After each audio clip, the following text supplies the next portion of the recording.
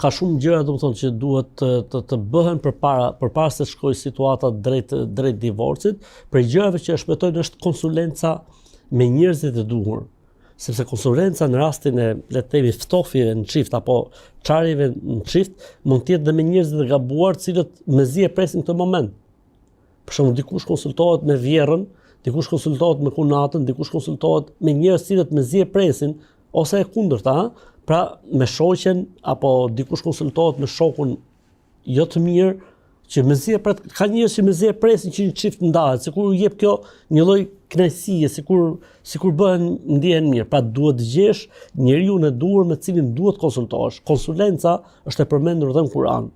E dyta gjë është, domethënë, angazhimi i familjeve. Pse? Se nganjëherë çifti mund ta humbi pjekurinë, ndërkohë që prindërit e vajzës apo prindërit e djalit mund të jenë më të pjekur dhe mund të jenë ata, le të themi, një nga arsyet kryesore që personi të kthjellohet dhe të vi, domethënë, aty ku duhet.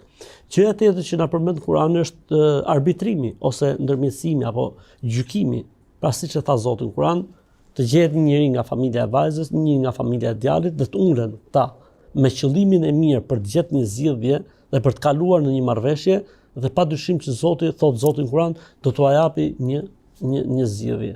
Në momentin që gjitha këto dështojnë dhe nuk ka më zgjidhje, atëherë mbetet si zgjidhja e fundit dhe divorci. Për këtë arsye, domethënë, në Kur'an flitet shumë për divorcin, për rregullat e divorcit, për mënyrën se çfarë i takon bashkëshortes mas divorcit, për mënyrën se si duhet të jetë përkujdesja për fëmijët, sepse në fund fare, domethënë, unë thash edhe në fillim, individi dhe shëndeti i tij dhe të jetuarit e tij normalisht është më e rëndësishme se çdo gjë tjetër. Pra, jeta e çdo njeriu është një jetë unike, personale, që ajo ka më rëndësi se gjithçka tjetër. Për këtë arsye dhe ajo është kushtuar rëndësi. Pra, në momentin që ka mos përputhje, në momentin që ka mos dakordësim, në momentin që humbet ndjeshmëria ndaj personit dhe nuk ka arsye dhe shkaqe e tjerë, atëherë në fund fare mbetet pra edhe divorci, si më thonë, një zgjidhje e fundit fare që mos shkatërrohet personi, kushdo qoftë, pra burri apo gruaja.